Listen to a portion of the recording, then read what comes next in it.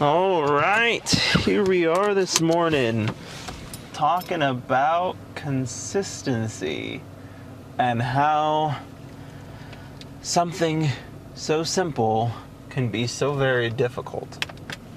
Being consistent is, they say it takes 18 days to form a habit, but I'm not entirely sure that I believe that.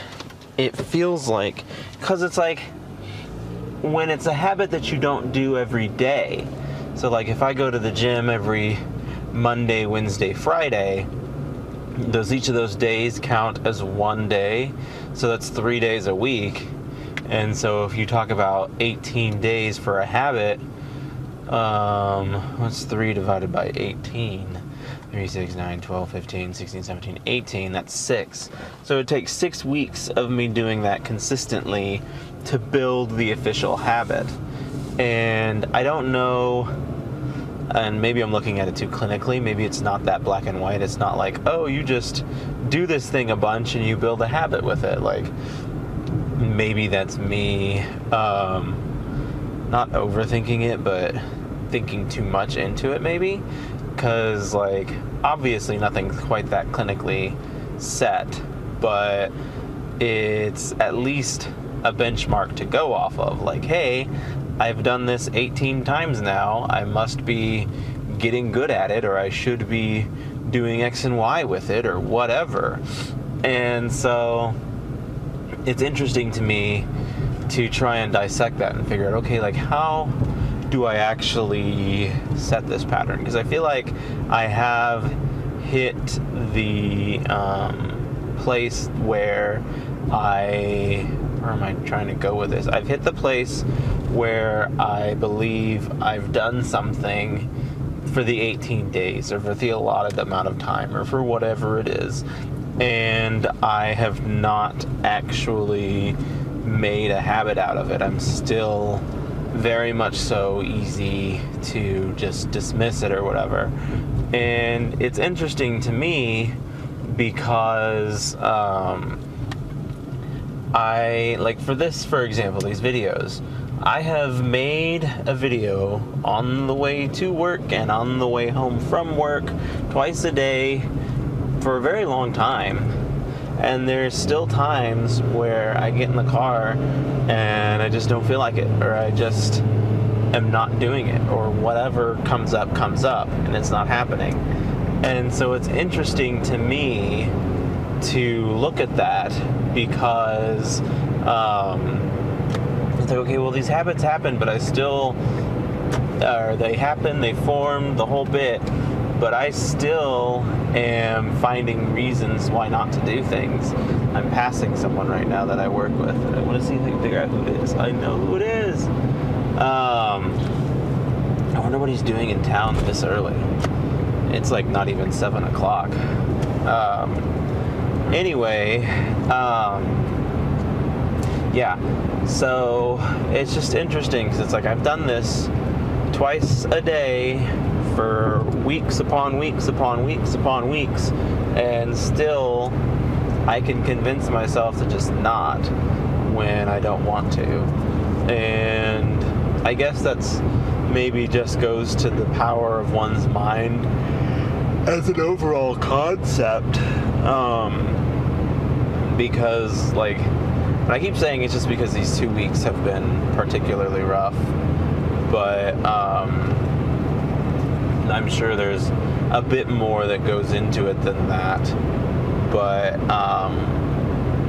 it's interesting for me to look at it and to think over these things and be like, hey, this, or hey, that, or whatever it is that needs to be said, get it out there and get it said. But like this whole week, I've not filmed a single video on the way home. I've done it on the way to work, and that's usually because, and I feel like my videos that I film on the way home are less quality videos than the ones that I film on the way to work, which is really saying something, because like these videos aren't like surefire zingers that the whole world's interested in. But at the very least, I usually have a clear mind and something to talk about, and the ability to talk about it for the entirety of the drive. Whereas with the videos on my way home, my mind is pretty well burnt out and spent on work stuff, and I can't really get my mind off of work stuff and onto like literally anything else to talk to you about. And so as a result, I just usually flounder at least until I hit the highway, and then maybe I might get a good dose of something to talk about. But right now, as it stands, that's not the case. And it's just very, very... It's unfortunate because it's like I really need to maintain the 2 videos a day strategy. But like when I get off work and my mind is toast and I'm like, I'm not even in the mood to make a video right now. So I know that like if I usually make a video on the way home, and let's say it's normally a 4 out of 10 star video, in that current state it would be like a 2 out of 10 star video. And it's like maybe like a dedicated fan can enjoy a 4 out of 10 star product from a creator that they really like, but I don't think anyone's going to enjoy a 2 out of 10 star product even from their most favoritist creator. And so it's like at that point it's like, why am I even making it? I've largely fallen off my Instagram thing again. I keep coming and going with that. I'll make videos one week and then I'll stop the next week, and then I'll make videos one week and I'll stop the next week. And it's just a big portion of just not finding my way in. I've gotten to the point now where like the only way I can get substantial views on anything is if I pay to advertise it, and I still don't get great engagement, and it just feels like a grind, and I'm not in the mood for it. And like I watch it and I don't even think that I'm making like the most watchable content. And like when I look at other people who I enjoy online, I was like, I enjoy this person, their niche is fun. But even still then, like there's not, especially with short-term content? What do they call it? Short-form content. Especially with short-form content, there's not anyone that I follow like consistently. And I go through like phases where I really like this creator and I'm watching all their stuff, and then for one reason or another I move on to something else and I forget about that person for a long while. And so it's just interesting to me to be in a situation where I forget about people. And like now that I'm the creator, I'm like, is that same thing going to happen to me? Are people going to latch on and then eventually forget that I exist and be like, oh, well, that was fun, I'm moving on to the next thing now? Like trying to capture and retain people's attention is not easily done. And so I don't know, it's just a whole big old thing.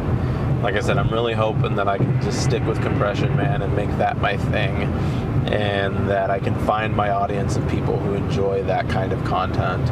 I was getting pretty good feedback from the advertisements that I was running the first time around, and so I might, when I do it again, like I said, I'm gonna run an ad on every episode of Compression Man every time I release one, and the hope there being that I can build up a pretty good substantial following so that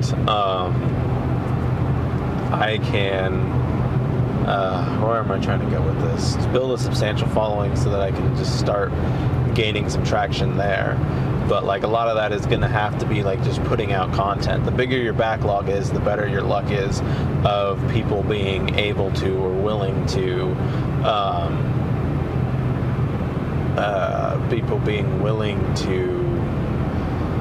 like follow your stuff. If you're just like right now, Compression Man's only got 2 episodes out. There's not much to commit to there. But if I've got like 10 episodes out, then we're really cooking with gasoline. And that's what I think people will latch on to that and appreciate that if I can reach that level of success.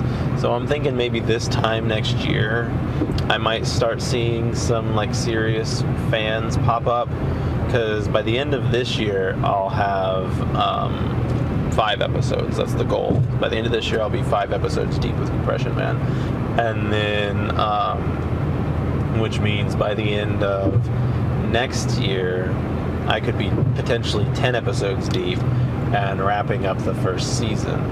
And like 10 episodes, because they're not very long, so 10 episodes is a lot more binge watchable than 5 is really. And so I think when I get to the place where I'm cranking, where I've got 10 of them out, and I get to mid-year of next year, I think people will finally start to be like, you know what, this is pretty good. And we'll see what happens there, what becomes of Compression Man at that point. If I start to gain some traction, if I start to get some people really wholeheartedly interested in it, or if I am just stuck doing what I do. But I believe that regardless of what I do, like, it will eventually gain some sort of traction and some sort of following. Can obviously never happen fast enough, but at least it's happening at that point. I'll probably never stop writing the books. That's always just something passionate and fun that I like to do. But that'll probably largely take a backseat to Compression Man, which is going to be, it's much more accessible. People can more easily watch it. And I read these stories about these mega deals that these popular animations get from YouTube, from streaming services and whatnot. And that would be a huge goal of mine. To be able to do that for a living would be awesome. But at any rate, we'll see what the world has in store. But hopefully it'll feel really good to start gaining some sort of natural traction with Compression Man, because I feel like right now it's the same kind of traction I have with Instagram. People are only watching because I'm paying them to watch, and even then they're only watching like the first 30 seconds and then they're like, okay, I'm done. And so I don't know. There's tons of websites that offer what is the word for it? They offer services to get you views, but like those are oftentimes shady. And it's like, what I need is I need a website that can offer me like quality views, high quantity quality views. You could almost honestly start a business. Shiloh's blimp is very close to where I am, and I might try and get that on camera, because it'd be something different to look at than my face. But I can't really see if you can see it or not. There's an air balloon. There it is. See that? It looks a lot further away on camera, but it's pretty darn close to where I am. And I was seeing it while I was driving in, and I was like, look at that, a hot air balloon. You don't see those every day. I wonder if someone's in it taking a ride, or if they're just advertising. Gotta drive now, so hope you enjoyed the little hot air balloon show. Now back to your regular scheduled programming. But yeah, so we'll see. Well, that's what I was gonna say. I was like, you could honestly probably make a company if you had enough people and you had enough accounts per person, you could make a company with feeding people quality videos and trying to reverse the algorithm. It would take, I guess not necessarily, it would take a significant chunk of people, because you would need, in order to make an important impact, you'd probably need hundreds of people. And that would have to be their day. It's just watching hours upon hours of your client's work, so that the algorithm believes that there is traction there. But anything like that, I feel like still isn't truly benefiting the creator, because they're not finding people who legitimately like their stuff. You're telling the algorithm that you have stuff that's worth watching, but that doesn't necessarily help you, because you're still not finding people to do the thing that you need them to do, which is watch and enjoy your content. And I feel like, is that like the bare bones minimum of what needs to be taken away here? Is like, you need to find people who are going to watch and enjoy your content.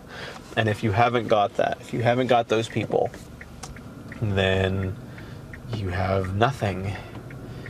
And that's unfortunate. But 'tis also the reality of things. And so we'll see how everything pans out, what the world has in store for me. But I'm just really hoping that I can get somewhere successful with all this stuff, because it would be a shame to put this much effort into something only to get nowhere.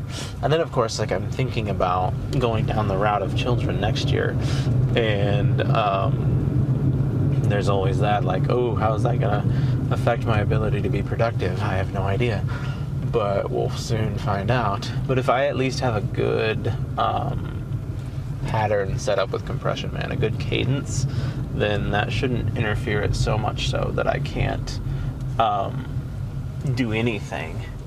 Like, I'm sure my grandparents will want to watch them every now and again, and that would be a good time to knock out some Compression Man or whatever. But at any rate, it has been wonderful talking to you, and I hope you enjoyed it. I thought this was a pretty good conversation. I will see you the next time you stop by.